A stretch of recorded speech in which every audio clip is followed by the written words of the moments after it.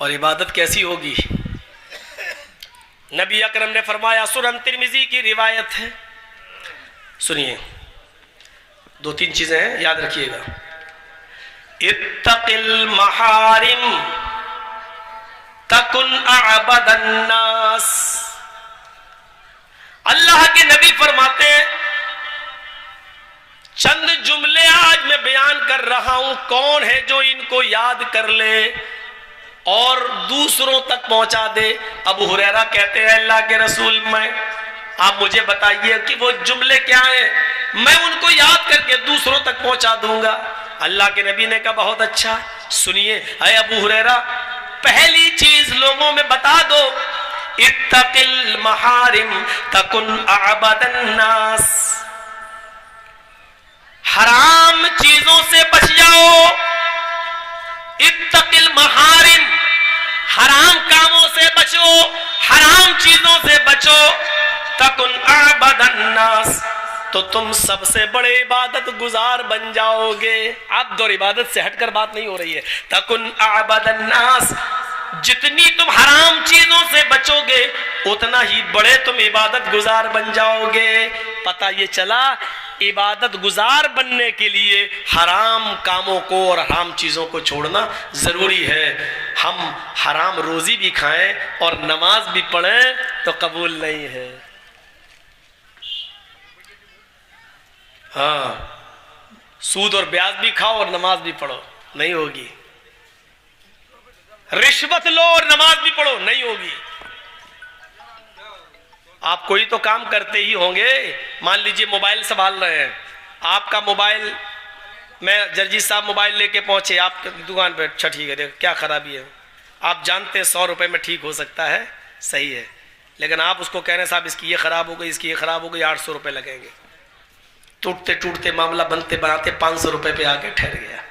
लेकिन आपको मालूम है कि इसमें 100 ही रुपए की लागत लगना है, फिर भी 800 से 500 रुपए आ गए, तय हो गई, हम चले गए। आपने कहा बातचीत तो हुई, लेकिन आपने उसको ये कहा था कि इसमें ये खराब है, ये खराब है, ये खराब है, 800 लगेंगे, फिर 500 पे मामला ठहर गया। अब आपने उससे 500 रुपए ले लिए, ये भी आपके लिए हराम। आप उसको साफ कहते 100 रुपए की चीज इसमें डलेगी, मैं अपनी मेहनत 50 रुपए लूंगा, 150 रुपए का आपका लागत है, 100 रुपए की चीज पड़ेगी, मेरी मेहनत 100 रुपए की, 200 रुपए लूंगा, 100 रुपए की चीज पड़ेगी, 200 रुपए मेरी मेहनत, हम 300 लेंगे। आप ये भी कह सकते हैं कि 100 रुपए की चीज पड़ेगी, मेरी मेहनत 900 रुपए, हम 1000 रुपए लेंगे। अगर आप साफ क्लियर करके कहेंगे तब आपके लिए जायज होगा, वरना नहीं। आपने कह दिया ये चीज पढ़ने में 800 रुपए खर्च हो जाएंगे, ये डलेंगे, यहां से लेके आना पड़ेगा, मालदा जाना पड़ेगा, कल कहाँ जाना पड़ेगा, आप बोलते कुछ भी है? आपके यहाँ जो बड़ा बाजार है किशनगंज जाना पड़ेगा, सिलीगुड़ी जाना पड़ेगा, आप कुछ भी बोल सकते हो उसको, लेकिन साफ साफ कहिए कि इतना है, इतनी मेरी मेहनत है, इतना पैसा लूंगा, कराना हो कराओ, नहीं तो कहीं और जाओ। ये एक आदमी घोड़ा बेच रहा था और काजी शुरैह घोड़ा खरीद रहे थे। उन्होंने पूछा घोड़ा कितने का है? इन्होंने कहा, घोड़ा बेचने वाले ने 300 दिरहम का। उन्होंने कहा ठीक है लाओ। घोड़े पे बैठ गए, ने चला के देखा, ए सुनो, तुम बहुत सस्ता घोड़ा नहीं दे रहे हो, ये घोड़ा तो बहुत अच्छा घोड़ा है, मैंने चल के देख लिया है। नहीं नहीं नहीं, ये घोड़ा 300 का नहीं है, 400 के लायक है। उसने कहा भाई मेरी तरफ से कीमत 300 दिरहम है, आपको अगर लगता है कि 400 का है तो आप जानिए, मैं 300 से ज्यादा नहीं मांग रहा हूं, आगे आपकी मर्जी। 400 दिरहम दे दिए। फिर बैठे घोड़ा पे और आगे बढ़े, थोड़ा सा देखा, फिर आए लौट गए, सुनो तुम्हारा घोड़ा 400 के लायक भी नहीं, बहुत ही अच्छा है, ये 500 दिरहम के लायक है, 100 और दे। उन्होंने वो कहा मेरी कीमत वही है 300 का। अच्छा, लेकिन आप अगर ज्यादा देना चाहें तो आपकी मर्जी, 500 दे दी।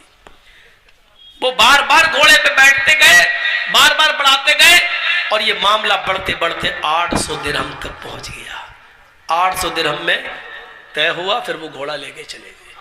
2 दिन के बाद पता ये चला कि वो आदमी बहुत ही मजबूरी में घोड़ा बेच रहा था, इसलिए उसने मजबूरी में 300 रुपए ही में बिक जाए, मेरा काम बन जाए। ये 2 दिन के बाद पता चला काजी शुरैह को। काजी शुरैह ने 2 रकात नफिल नमाज पढ़ के अल्लाह से दुआ की, अल्लाह मैंने किसी की मजबूरी का फायदा नहीं उठाया।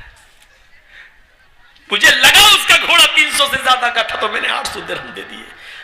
अल्लाह, आज मुझे पता चला है कि उसकी कीमत वो मजबूरी में बेच रहा था। देख रहे हैं, मजबूरी का किसी का फायदा मत उठाओ। इसकी बेटी की शादी होने वाली है, ये जमीन तो बेचेगा ही। आज 10 लाख की दे रहा है, अभी रुको 8 की देगा। बेटी की शादी होने वाली है। अरे बेटी की शादी होने वाली है तो 10 की चीज तुम 11 में भी ले सकते थे यार। 1 लाख रुपया ये सोच के और बढ़ा सकते थे कि चलो उसकी बेटी का घर बस जाएगा, शादी कर देगा।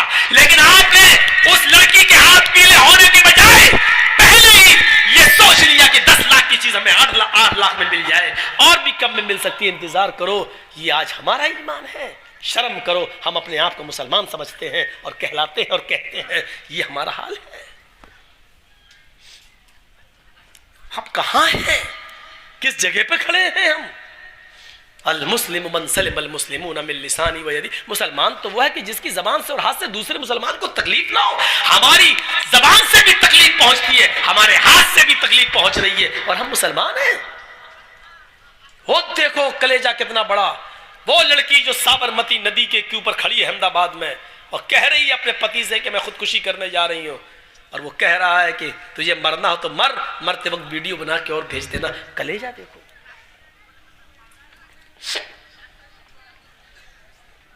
कहां है हिंदू भाई ने, बताइए तुम्हें। यार आप 1-1.5 घंटा हो गया इबादत पे बोल रहा हूं, अब आप कह रहे वेदों के मंत्र पढ़िए। यार इतना अच्छा टॉपिक को आपने पूरा खराब करवा दिया। सोचिए आप, हम कहां खड़े हैं? किसी को तकलीफ नहीं पहुंचनी चाहिए, न जबान से न हाथ से। ये इस्लाम है। नीयतें हमारी कहां हो, क्या हो गई हैं? अभी हमने इबादत के बारे में बताया। ये नीयत हमारी, जुमे के दिन भी हम नमाज पढ़ने जा रहे हैं तो ये हाल है मेरा, नमाज पढ़ रहे हैं तो ये हाल है मेरा। पैर काट दिए जाते थे, पैर। इमाम शौकानी के बारे में आता है कि वो सजदे में जब जाते थे तो इतना रोते थे, अज़ाबे कब्र, अज़ाबे जहन्नम से के डर से इतना रोते थे कि सजदे में आंखों के आंसुओं से जमीन में गड्ढे पड़ जाते थे, और उन गड्ढों में आंखों से गिरने वाले आंसू उस गड्ढे में भर जाते थे। ये इमाम शौकानी का हाल था। जरा गौर करें, हमारी नमाजों का हाल क्या है?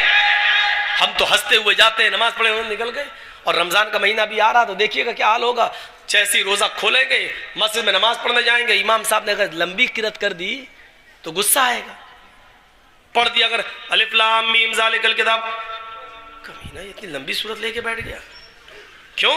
दिन भर तो इफ्तार किए बैठे हैं, अब लॉक लगी हुई है बीड़ी की, इफ्तार के फौरन बाद पीने को मिली नहीं है। अब मस्जिद के बाहर निकलेंगे, सब सूरह दुखान की तिलावत होगी, धुआं मुंह से निकलेगा।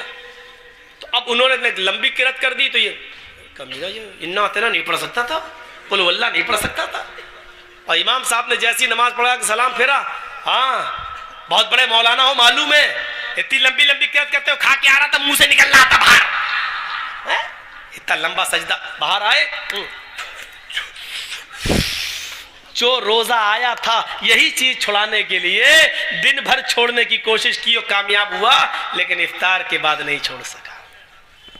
क्या फायदा हुआ फिर रोजा रखने से? क्या? ये हमारी इबादतों का हाल है।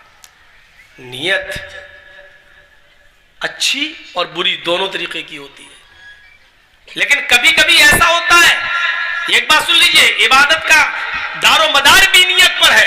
कभी कभी ऐसा होता है कि कोई काम आप गलत कर रहे हैं और करते जा रहे हैं, लेकिन आपकी नीयत गलत करने की नहीं थी और आप धोखे से करते चले जा रहे हैं, तो आपको सवाब मिलेगा इस पर। बुखारी शरीफ के अंदर एक वाकया आया है, सुनिए, बड़ा दिलचस्प वाकया है। एक आदमी ने अपने सदके के माल के 3 हिस्से किए, उसको तीनों हिस्सा सदका करना था।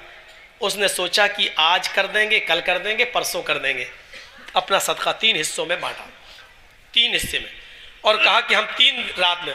और अल्लाह के नबी ने फरमाया कि सदका इस तरीके से करो कि दाहिने हाथ से दो तो बाएं हाथ को उसकी खबर ना हो। तो उसने सोचा कि तन्हाई में अकेले में देंगे ताकि किसी को पता ना चले।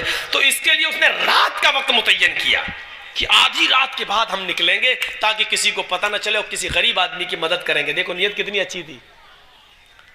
आधी रात के बाद ये निकला एक पोडरी लेकर, और गरीब और मजबूर आदमी देख रहा है। एक आदमी पे नजर पड़ गई।